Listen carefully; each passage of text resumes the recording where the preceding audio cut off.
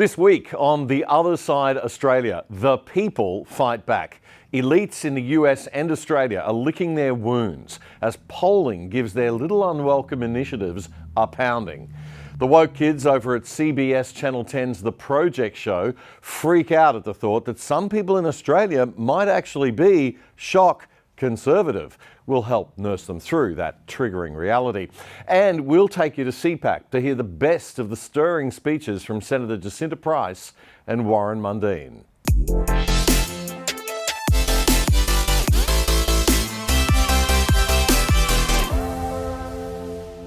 G'day and welcome to episode 220 of The Other Side Australia for the weekend starting August 25, 2023. I'm Damien Curry, and this is the show where we do our best to present you with the other side of the story from a classical liberal perspective. And we're not even afraid to say that it's okay if you identify as conservative or being on the political right. That's actually okay in most other countries in the world, and we can do our bit to make it okay here in Australia too. We also will always stand up for free speech as our whole political apparatus, the power-mad bureaucracy, the one-eyed media and the major political parties are working to slowly chip away at our right to know the truth or to even hear the truth or a different point of view. This is The Other Side Australia. Something quite amazing is happening in the United States. Despite an all-out attack from the elites in media, corporations, law enforcement, the bureaucracy and politics against former President Donald Trump, he continues to surge in the Republican Party polls for preferred candidate. At the same time, people seem to be waking up to the alleged corruption of the Biden family, and the president's popularity is taking a big slide, despite the same elites doing everything they can to protect him.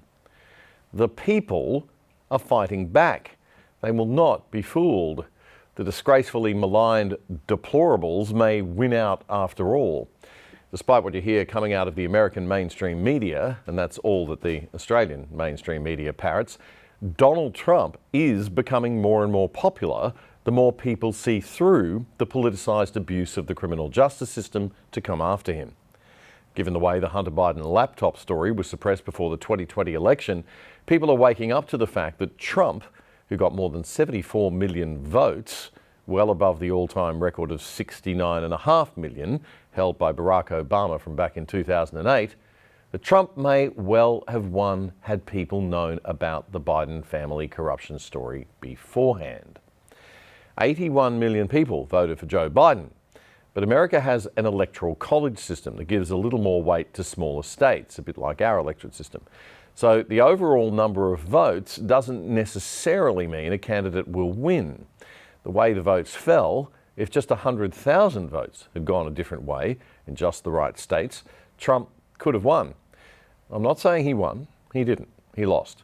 But a lot of Americans feel cheated, especially Republicans, and they want to see a fight back. And they clearly want Trump to lead it. A new CBS News poll puts Donald Trump miles ahead of his rivals as the preferred Republican candidate among Republican Party voters. The poll finds 62% of likely Republican voters support the frontrunner, Florida Governor Ron DeSantis, in a distant second at 16%. The rest of the field polling in the single digits. And in a social media post, Trump now says he will skip the primary debates, including the first one this week. That's CBS News reporting on its YouGov poll, which came out Monday. Real Clear Politics, which does an average of all polls, also shows Trump now neck and neck with Biden across all voters, as NBC News reported this week. Were held today, 44.4% of those surveyed in a number of recent polls would vote for President Joe Biden. 44% say they would vote for former President Donald Trump. No matter the variation or methodology or margin of error in the different polls, that is still a statistical dead heat.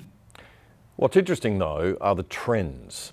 Biden's popularity rating continues to fall as the corruption allegations strengthen and evidence seems to mount.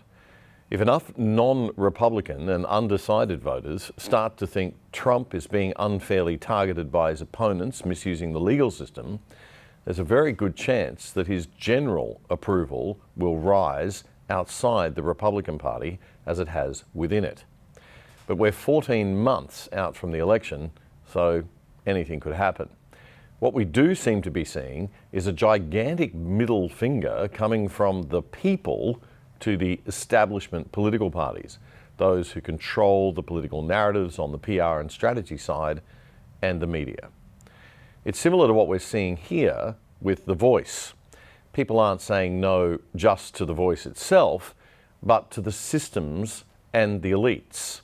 And in a way, that is true democracy in action.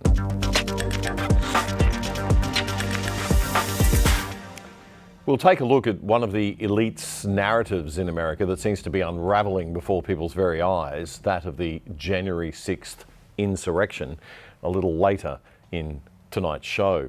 But first, The Voice and the Conservative conference known as CPAC, held in Sydney this past weekend. Apparently, it's not allowed.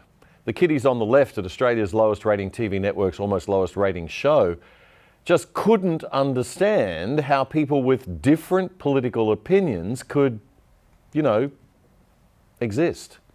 This weekend, they flocked to Sydney's Star Event Centre. Always wonderful to be here at CPAC. This Conservative Political Action Conference. Critical thinking and constructive discussion. You won't be getting a welcome to country out of me. More than 2,000 attendees were treated to a smorgasbord of opinions on conservative bugbears like The Voice. The polls might be going in our direction, but we cannot get complacent. This generation of Aboriginal Australians are not victims. There were musings on gender identity. So now they think a boy can be a girl, no matter what the biology says. They put kitty litter in girls' toilets because some girls want to be cats. Anyone can identify however they want, but the moment you're forcing other people to believe it, we're not in a free society. But ultimately, it was a Conservative call to arms. What we stand for will lead to us being intimidated and bullied and cancelled, but we won't be silenced. We've got to stand up.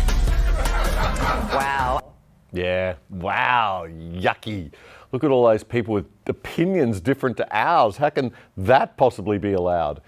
We don't allow different points of view in Australia, we just mock them. So this must be from America. It certainly had a bit of an American politics vibe, but if you kind of thought that that's what it felt like, well, the whole conference has kind of been transplanted from the US to Australia. This type of conference has been in the States for 50 years. I think we adopted it back in 2019. And the last few years, it's had a big alliance with Donald Trump as well. I think Donald Trump Jr. might have supposed to be speaking at that event as well. Yeah. Yeah, nah. Donald Trump, yucky. Ugh. And Donald Trump Jr., ugh. Are these women 15 years old, or is this just some kind of arrested development and they just behave and sound like they're 15 years old? Yeah, we don't like those other kids. They're not cool like us. They don't need that here, though. No. I mean, I'm happy to have a conversation with people that disagree with me. Wow, really? Are you? How enlightened of you. Amazing. Happy to have a conversation with people who disagree with me. As long as they don't come anywhere near me or try to have a conference in my very, very left-wing inner city, then, yucky poos. It's reasonable to say as well, this is quite extreme. This is the extreme right. This isn't all Conservatives, but it's an interesting take. No, this is not the extreme right. It's the centre right and traditional Conservatives and classical Liberals. I'm sorry to upset you ladies, but you're just going to have to learn to live in a society where your views are not the only ones. You've had it all your way for 20 to 30 odd years and the worm has turned big time. Bit of a shock for the under 40 set though, actually having an opposition that won't cop their endless childish mockery. And they're not too good at taking mockery. Watch Sarah Harris or Harry's or whatever her name is face when comedian Tom Gleeson was on the show and had a bit of a go at her gang recently. What's not to like about this show? We've got Liz, you know, a legend of Australian sport. Sarah Harris, who's a natural on camera. I've always loved you since I saw you on Studio 10. We've got Waleed, an intellectual, you know, with political opinions that are hard to pin down. We've got Sam, who's the best comedian of his generation. I've seen his act. It's amazing. Oh, wow. This is awful. This is horrible. It's weird, isn't it? Is it bad for your reputation to say things like this? Yeah, well, to be honest, I only said it because I've seen your ratings and I thought you needed more. We're back to normal now. It feels better now. Yeah. The project has lost about 30 to 40% of its audience this year compared to last year, but Channel 10's owners, CBS, continue to persist with the show. I wonder why. Now, for no particular reason and completely unrelated, I just have this urge. I feel like playing this movie clip. So if you're from Africa, why are you white? Oh my God, Karen, you can't just ask people why they're white. Could you give us some privacy for like 1 second? Yeah, sure.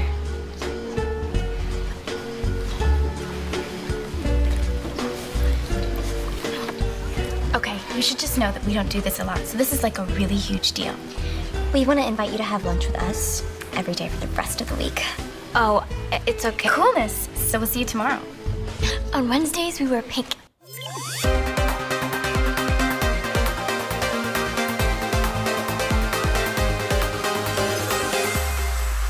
Gotta love Mean Girls.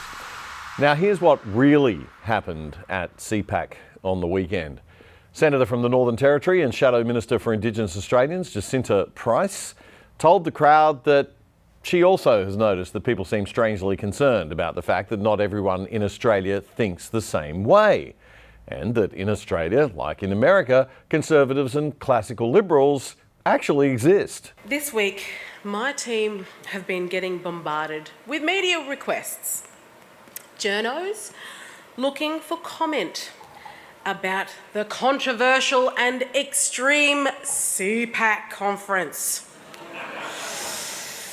Whew. The lefty establishment, the corporate elites, the mainstream media, they are all terrified to know there is a room like this full of Australians who are completely unafraid to show their support for conservative politics in our wonderful nation. Now, more seriously, Jacinta told the crowd that because Indigenous affairs has been sidetracked by The Voice, really important stuff isn't being done. Because there's not been a whole lot going on in the area of Indigenous affairs, has there? Well, sadly, there actually hasn't been. There are no plans, no ideas and no action. There's been absolutely nothing done to improve the lives of our most marginalised Australians. But instead, we have a Prime Minister so concerned with his own popularity that he's willing to tear apart the country for some applause from the media and, of course, his corporate elite mates. Shame. Labor's voice, the voice of the elites, the voice of politicians, Albo's attempt to distract from the fact that he's done nothing. That's all it is. It's a distraction from Labor's incompetence. Senator Price says it's incredibly important that The Voice is stopped, but I'd rather spend my time focusing on the Australians who really need our help, not just the minority that Albanese thinks are worth listening to. When I put my hand up, I had looked at the research. I had looked at the gap and thought maybe I could use my experience to suggest some real action, some real solutions. That's why I looked into the gap. The differences in outcomes between Indigenous and non-Indigenous Australians to try and understand what's going on and why. Well, let me tell you what I found. The gap is more about place than race. The gap doesn't simply exist between Indigenous and non-Indigenous Australians. The gap exists between those who live in the cities and those who live in remote and regional Australia. That's really quite a profound observation, so we should just stop and take that in for a moment. The gap is about place more than race. It's between city and regional Australians. The Shadow Indigenous Affairs spokeswoman also told the CPAC conference that Australians are being lied to.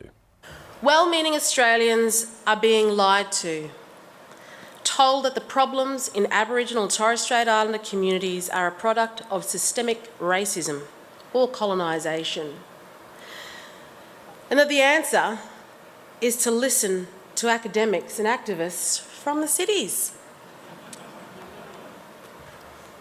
Academics and activists from what I refer to as the Aboriginal industry, the people profiting off marginalisation. Jacinta Price wants an inquiry into where all the money is going. No wonder they want to attack her. Don't ask where all the money is going. That's not allowed in bureaucracy land. She's working to get an inquiry into the Aboriginal and Torres Strait Islander land councils and governing bodies to find out how the billions going into those organisations are actually being spent.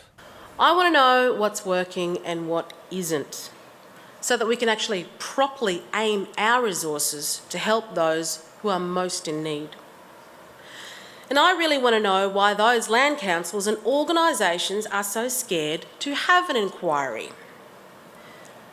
Because clearly, if you have nothing to hide, what's the problem with us having a look? Good question. Senator Price says the real problem is a lack of accountability and transparency. And she says questions have not been answered time and time again by the government and bureaucracy. There is absolutely no shortage of goodwill in this country. There is no shortage of Australians who want to see the best outcomes for their fellow Indigenous Australians who are our most marginalised. But there is a shortage of accountability. There is a shortage of accountability on the part of those who claim to be doing the work. This country has spent hundreds of billions of dollars on Indigenous affairs over the decades to try to help our most marginalised. But without accountability, without transparency, and without understanding how it is being spent and the effectiveness of these organisations, we'll not be able to improve the lives of our most marginalised. She also slammed the ridiculous amount of gaslighting occurring with the Yes campaign accusing the No campaign of racism and misinformation simply for asking the most basic questions and seeking the most basic details. She said Albo's admission that he hasn't even read the entire Uluru Statement from the Heart on which the Voice is based is ridiculous. And the claim that the statement is only one page is a blatant lie. And Professor Megan Davies is on video many times saying the statement is 18 pages long. They're out there now calling us conspiracy theorists. But they're on the video actually saying it themselves. It's astounding. Senator Price says it's essential that in the role of a minister or shadow minister, you have to be across the detail. She said Mr Albanese hasn't even read the final report of the Referendum Council to find the full Uluru Statement. Which I guess we can all assume he might have glanced at least. They weren't even that far in, only about page 16. But he obviously didn't have a look that far. Why would I, he said. Why would I read them? Really? Is that really the response from the man pushing the most divisive referendum this country has ever seen? Why would I? I haven't read it. You haven't read it? There's 120 pages. Why would I? I know what the conclusion is. We've known for a long time this bloke isn't a fan of details. He either can't remember them or doesn't want to share them, but now we really do know that. He doesn't know them. He can't give Australians any details because he can't read past the first page. This is the Prime Minister's divisive referendum, and the Prime Minister has lost all credibility. He has no plan. He has no solutions. He doesn't even know the detail, and he has surrounded himself with the likes of Thomas Mayo and Teela Reid. They don't want the best for Indigenous Australians. They want the rent paid. They want to pay their respects to the Communist Party, the elders of the Communist Party. They want to abolish Australia Day. They want reparations. They want to tear down our system. They want to punish politicians who don't listen to them. They want to divide us. And the Prime Minister is backing them because he hasn't read past the first page.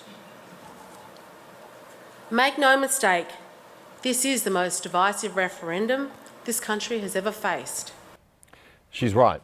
Just the fact that we're having it is going to be very divisive, no matter the outcome. While Senator Price is pleased that the polling is showing that the no vote is in a strong position, we mustn't take anything for granted because the battle isn't over yet, she says, and it's not a fair fight. The Yes campaign are funded by the elites. Qantas are giving them free flights. The City of Sydney is giving them free office space. They're offering thousands of dollars to communities and individuals to hold yes events. The whole thing is skewed and wrong. But we're in for an onslaught of yes messages from now to the referendum, so I'm not confident that no will necessarily win.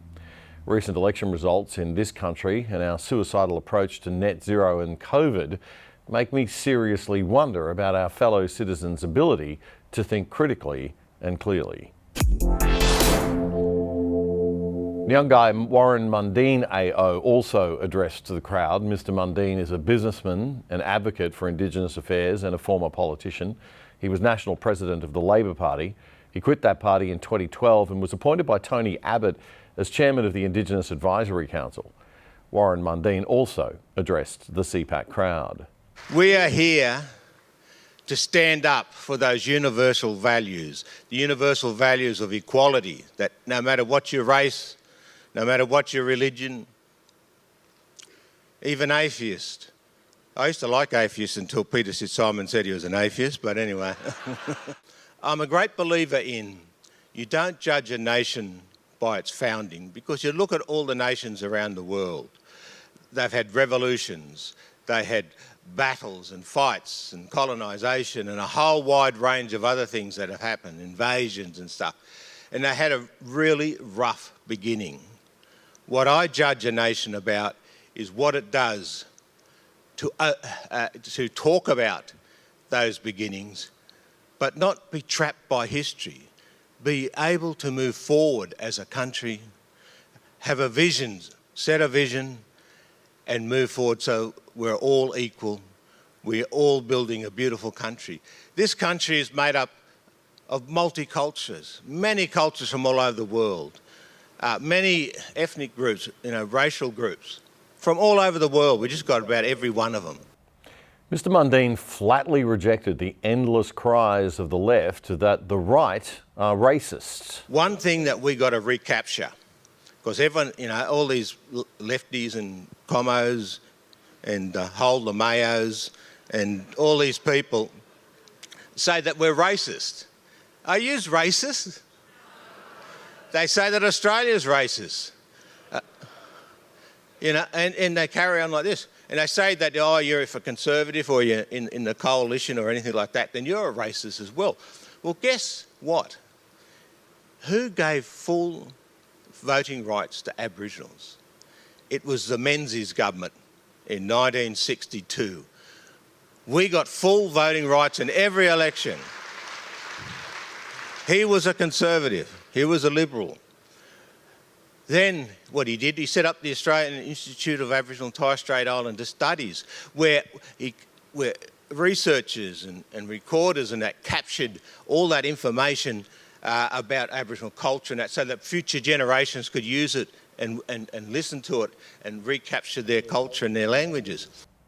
1962, Liberal Prime Minister Robert Menzies ensured the right to vote for all Aboriginal people, 5 years before the 1967 referendum, which ended what remained of racial segregation and gave full citizenship rights to all Aboriginal people.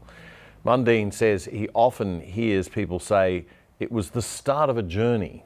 The start of the journey was about two major issues: full citizenship rights for Aboriginals, the end of segregation, so all the state and territory laws that were discriminatory against Aboriginals were gone. They're gone. 56 years ago we started on that journey, and we started on the basis of equality and the end of segregation. Now we're going back to those days. We're going back to putting race in the Constitution. We're going back to people who are having special rights more than anyone else. Warren Mundine told the CPAC crowd that he is deeply concerned about the impact of the voice on racial harmony. It terrifies me that we're going back this way. You have things like, treaty and truth talking. Truth talking scares me a lot, because they're going to put a bill before Parliament in regard to misinformation and disinformation. So what's that? Every cornerstone of any freedom-loving, liberty, democracy is free speech. The right to have free speech. And here they are trying to put a bill through. They tried it in the previous Labor government, and they tried to, put a muzzle on the media. If we don't have free speech, we don't have democracy. It's as simple as that. Mr Mundine admonished what he called the myths and lies of the Yes campaign. We've got to stand up and fight for free speech, free enterprise. We've got to stand up for every Australian, whether they just got naturalised or they've been here 60,000 years, that they all have the opportunities. They all have, the equality, and that they can choose their future and work towards their opportunities for themselves. My parents taught me that very limited education, that education was the key. They taught me that you've got to take responsibility for your actions, whether it's good, bad, ugly or beautiful. You've got to take it. You've got to be not a victim. You've got to be a warrior. You've got to work hard, build the future for yourself, build the future for your children and your grandchildren, and install in them the incredible liberties and freedom ideas that we have, and it's them that will make a difference. I always love when people talk about self-determination, well, I'm a great believer that self-determination starts with self. It is you who can make the difference. It is you who will make the difference. You're the one who can choose your life. You're the one who can make the decisions to make your life better. My old man was a bit of an old-fashioned bloke. He believed that his job was to get a job, get a roof over the head of his family, and to ensure that we were all going to school and being educated. And that's what because education is the key to a better life. But Warren Mundine didn't just keep his speech highbrow. He also, like Senator Price, wants to know why we are not demanding more accountability from existing Aboriginal bodies that are very well funded. All these public servants, all these Aboriginal corporations, all these non-Aboriginal corporations, they're being paid to close the gap. Why aren't they doing their job? They should be held accountable. If a person in my office come in and was spending money and having a great old time but not getting any contracts, I want to have a cup of tea with him. I want to have a conversation with him. And if he doesn't pull his socks up, then he's gone, he's out. We're going to find someone who will do these things. So the biggest thing that we can change for the life and closing the gap is make the people who have got all the money accountable for how they spend it and the outcomes that they get. That's Warren Mundine at the awful far right-wing nutjob conspiracy theory cooker CPAC conference in Sydney. Ooh, scary. Nothing scares the left more than making them accountable for achieving actual outcomes for the tax money that they take from all of us without our consent.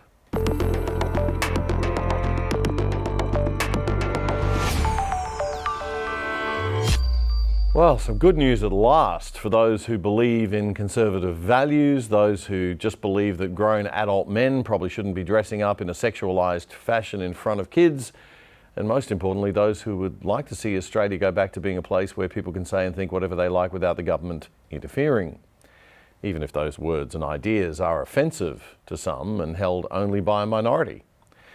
A Queensland tribunal has dismissed complaints made by 2 drag queens against ADH TV host and Conservative campaigner Lyle Shelton.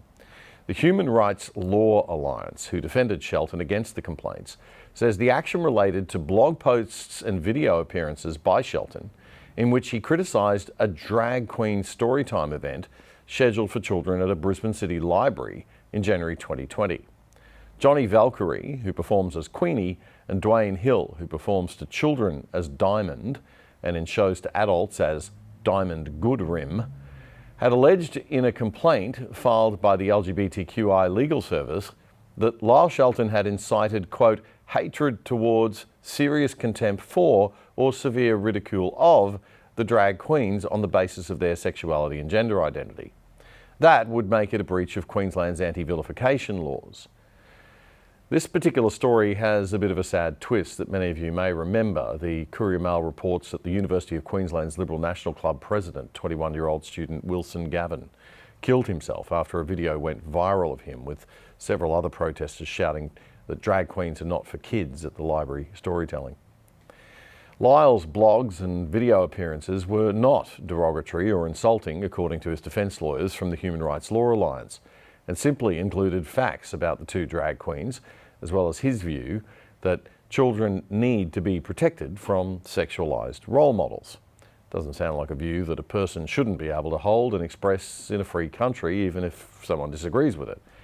Lyle stated his opinion that children should not be exposed to the promotion of gender confusion.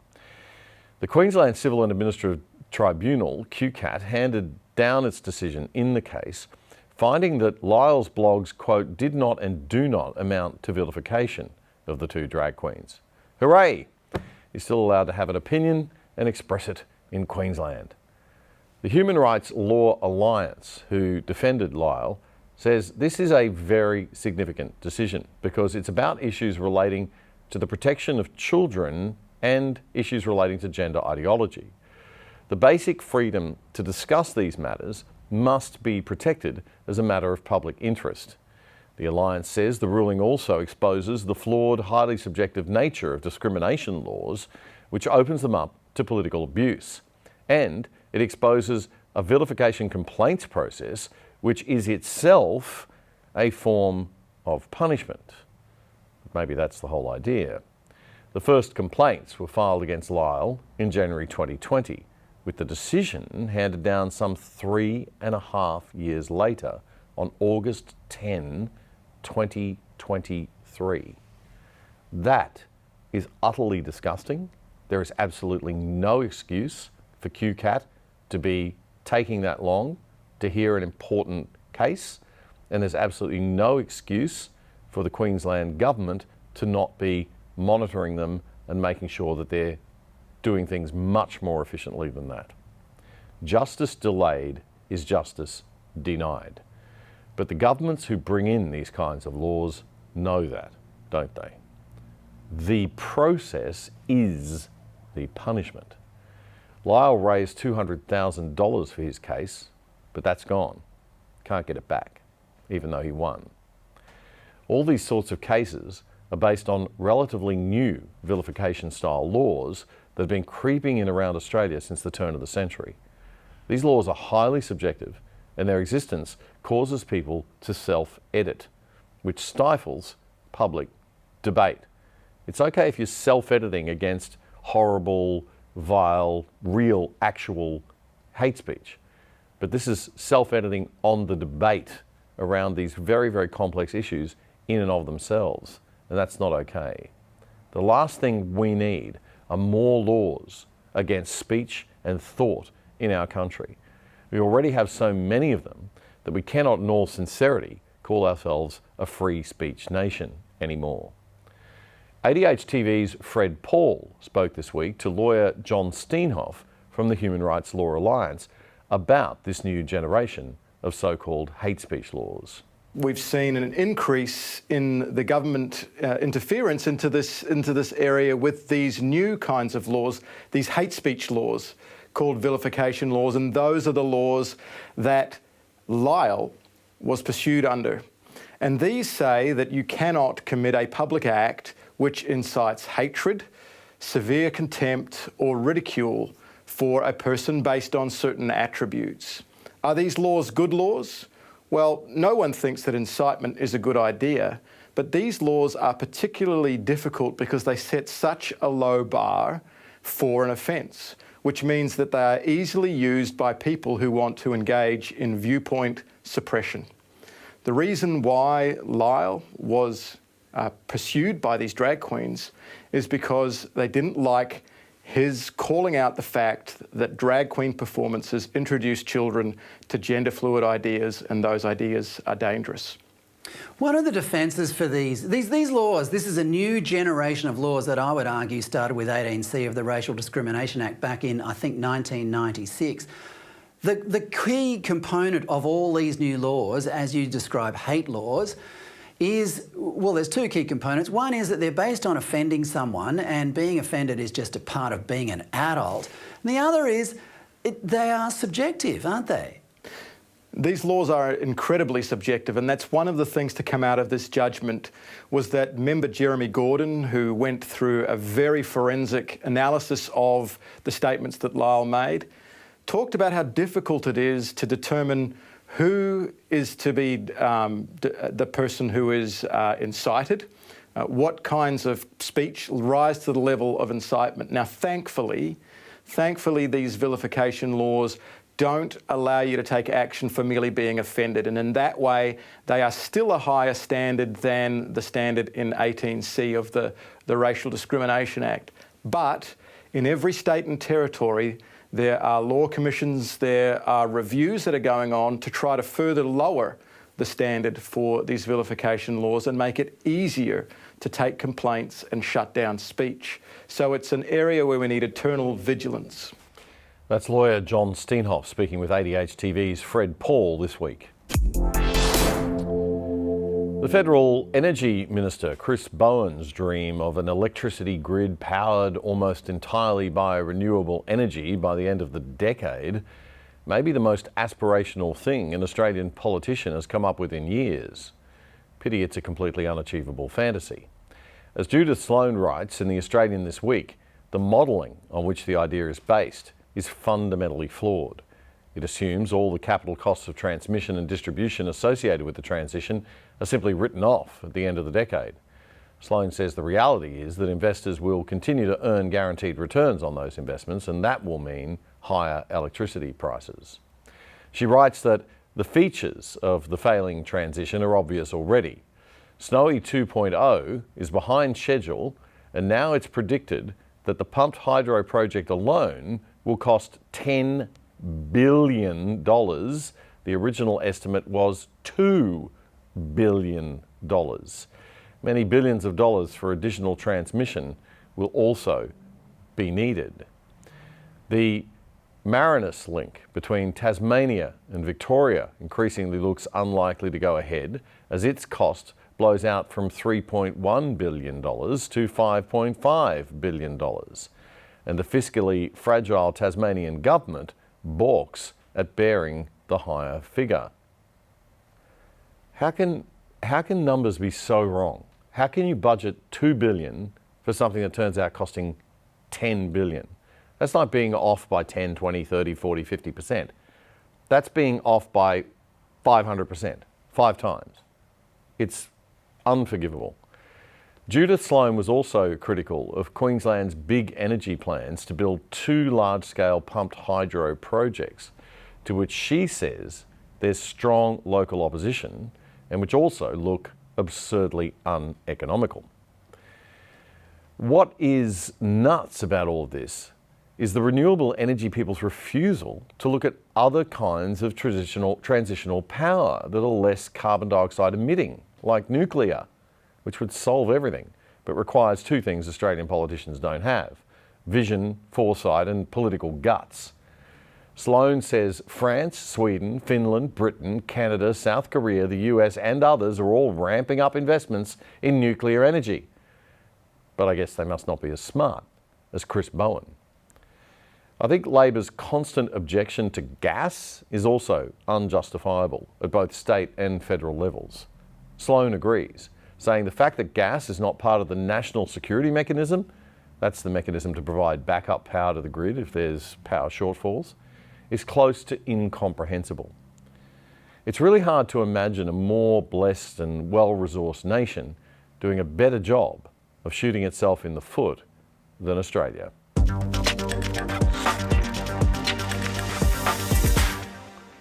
The January 6 inquiry into the protests and subsequent illegal entry of protesters into the US Capitol building in Washington, D.C. was quite the TV show.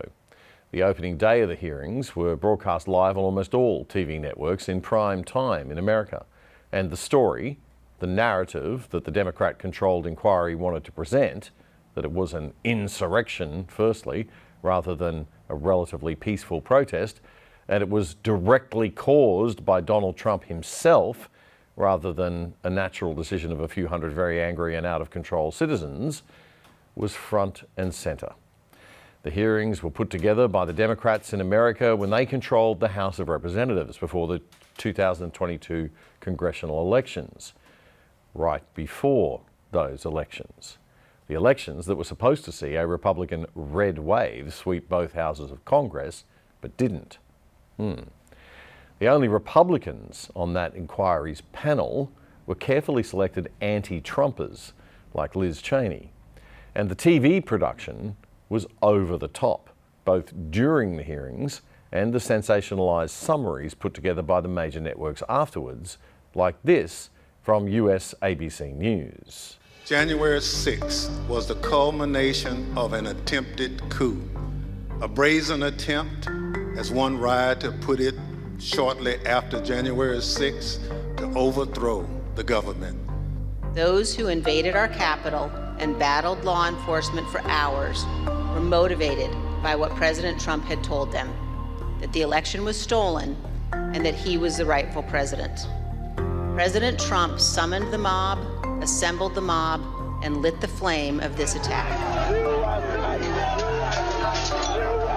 When I fell behind that line and I saw, I can just remember my breath catching in my throat, because what I saw was just a war scene. It was something like I'd seen out of the movies. I couldn't believe my eyes. There were officers on the ground, they were bleeding, they were throwing up, they were, they had, I saw friends with blood all over their faces. I was slipping in people's blood. I was catching people as they fell. It was carnage. We take our oath to defend the United States Constitution, and that oath must mean something. Tonight, I say this to my Republican colleagues who are defending the indefensible. There will come a day when Donald Trump is gone, but your dishonor will remain. Powerful stuff. Very slickly produced propaganda for the Democratic Party, presented as objective news.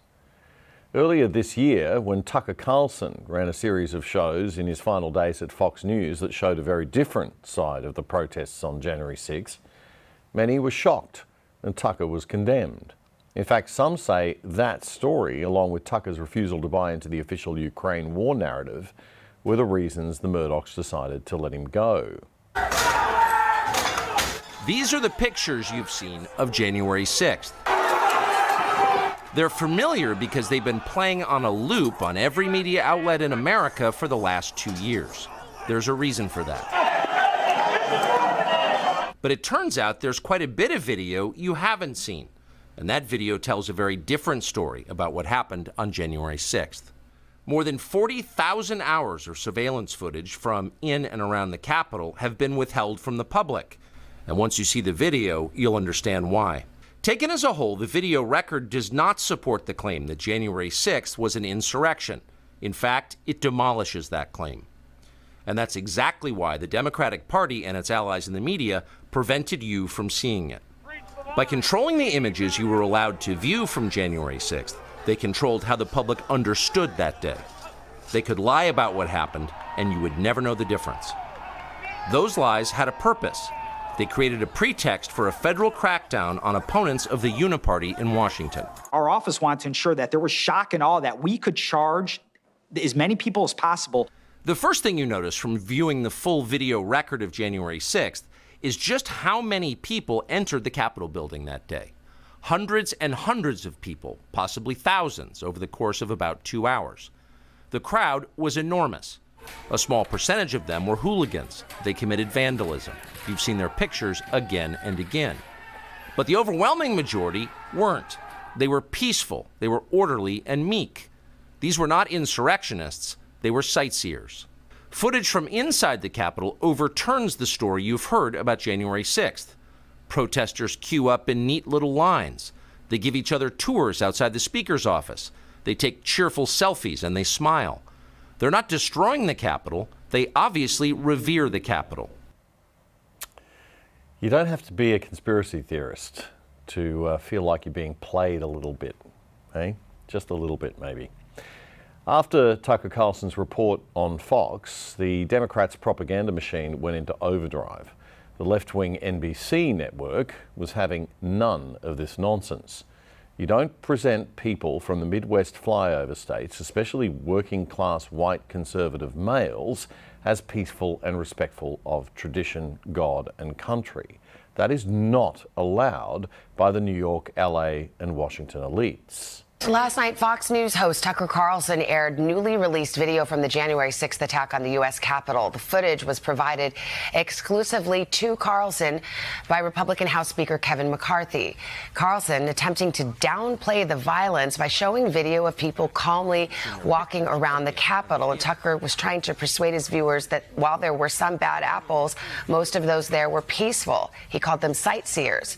Other video that Carlson did not air shows police and rioters engaged in hours of violent combat. More than 100 officers were injured during the attack. In response, Congressman Benny G. Thompson, the former chairman of the January 6th committee, released a statement saying Speaker McCarthy, quote, decided it was more important to give into a Fox host who spews lies and propaganda than to protect the Capitol and the police, members and staff that serve in it. Well, that'd be nice if it were true. I'd be very skeptical of that more than 100 police were injured line.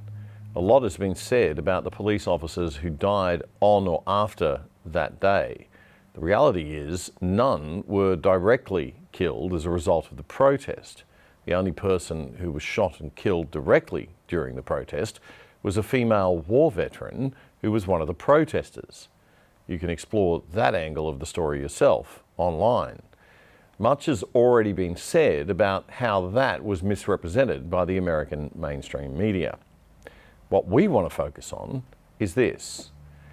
The former Capitol Police Chief, Stephen Sund, was surprisingly not called as a witness at the Democrats' little January 6 hearings. Kind of weird, don't you think? I mean, the guy would seem like an obvious choice for a prime witness, but no. Funny that. Anyway, Tucker Carlson has just interviewed him on his new show, and he revealed some amazing stuff about what he was and wasn't told about the risks likely to be faced on January 6. It was commonly known there was going to be a demonstration, or believed there was going to be a demonstration in front of the Capitol that day. You were the chief of Capitol Police. You're in charge of security at the Capitol. So it would seem logical that you would have the most intelligence, the most up-to-date, most accurate intelligence about what was likely to happen that day, because you're consulting with all kinds of other agencies, intel agencies, law enforcement agencies, lots of federal agencies. But it doesn't sound like you did have the most information about what was going to happen. You're absolutely correct. I mean, what we've learned that it was out there at the time versus what we had coming into it, night and day. And when you talk about the intelligence agency, I have my own intelligence agency up at Capitol Police, IICD, Interagency Intelligence Coordination Division. Yes. That coordinates with the other intelligence agencies.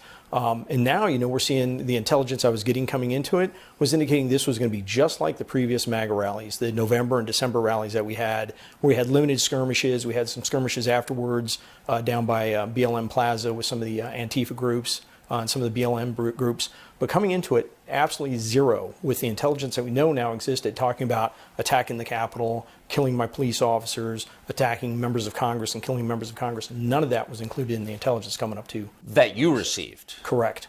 But others received that intelligence. Well, we now know FBI, DHS was swimming in that intelligence. We also know now that the military seemed to have some very concerning intelligence as well.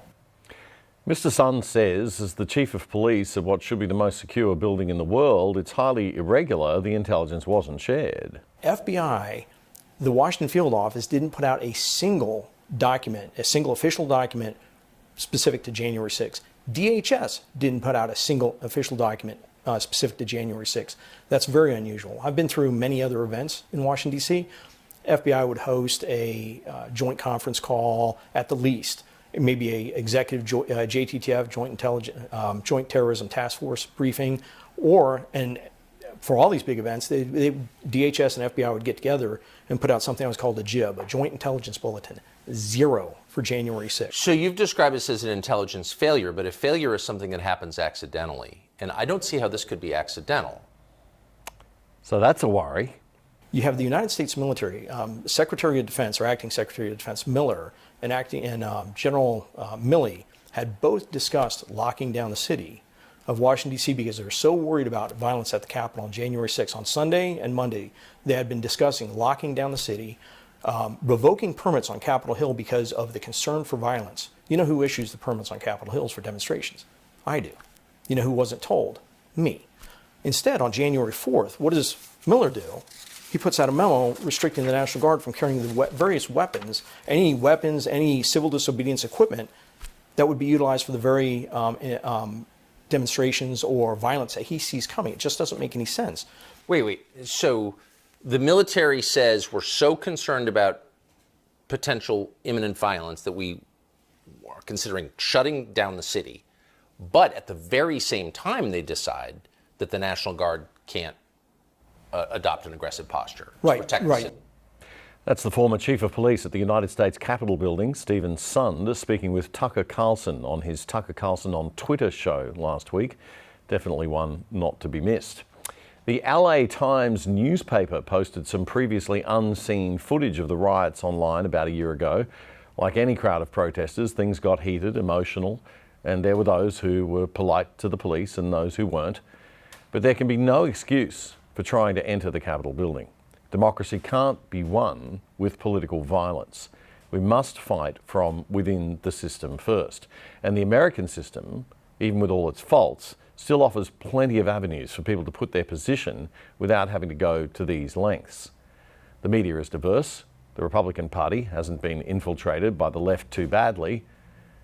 Doesn't sound like Australia, does it? It's not like it's as bad as Dan Andrews' Victoria, where the only way to be heard is to hit the streets.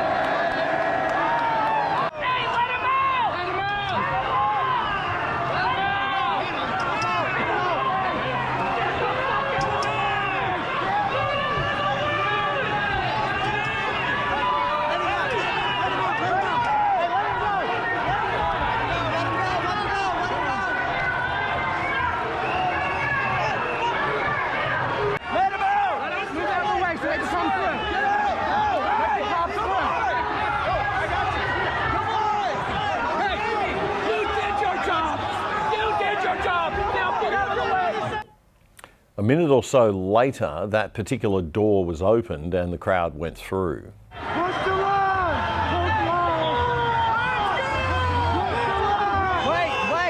Wait, someone's stuck. Someone's stuck behind the door. We can't get the door open. They're stuck. We gotta let people out so we can get in. They're already inside. They already broke in on the other side. Someone's stuck on the door. Back up.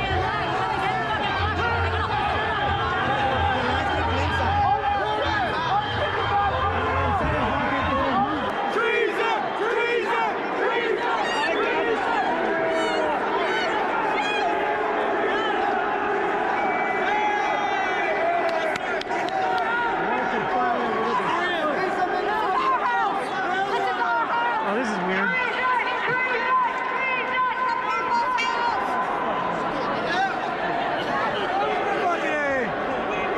Whose house?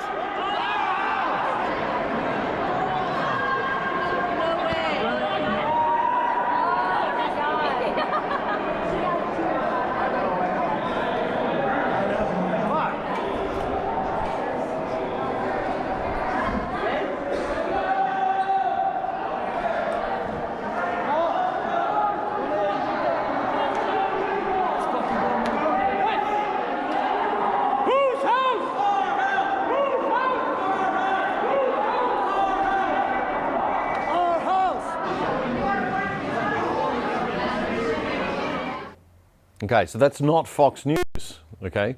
That is the LA Times, which is certainly not a right or even centre right-wing newspaper. I think it's important to look at those pictures and just see them without any overlay, any dialogue. So I just wanted to show you that. Now, I'm sure there were other things that happened that day that were probably a lot worse than that, but that would have to be one of the most orderly protests of a political group, I think, of a crowd that I've ever seen. And remember, there were thousands and thousands and thousands of other people who stayed outside. It was only a few hundred who went in, and of those few hundred that went in, it was only probably a dozen that might have been, you know, particularly concerning or really, really disruptive. Interesting, isn't it, that nobody's throwing any cans of soup on those historic artworks? That footage, as I said, was from the LA Times newspaper. It was shot by staff photographer Kent Nishimura. The full video is available on YouTube on the Los Angeles Times channel. And that's all we've got time for this week, folks. Next weekend, our show will first stream on the first day of spring down under, Friday, September the 1st at 8 p.m. here on ADH TV, as usual, ahead of the weekend. Then available for you anytime on demand thereafter. And for the next 2 weeks, we will be reviewing the best of our first 10 episodes of The Other Side. Today was episode 20, so we're just going to be having a little spring break. So please join me for our spring break best of specials coming next week and the week after. And we'll be back with our regular show on Friday, September 15. Also, on this coming Tuesday night and the following Tuesday on The Other Side Interviews, we'll be revisiting 2 of our best interviews from the first 10 weeks. The very first episode of our Tuesday night interviews show, my interview with former Queensland Premier and Lord Mayor of Brisbane, Campbell Newman, about how the Liberal Party has lost its way, and we ended up with a federal Labor government and a Labor government in every single mainland state and territory in Australia. It's a great discussion and one not to be missed if you haven't seen it before. It's well worth a recap if you have. That's this coming Tuesday night at 6 p.m. on The Other Side Interviews. I'll see you then.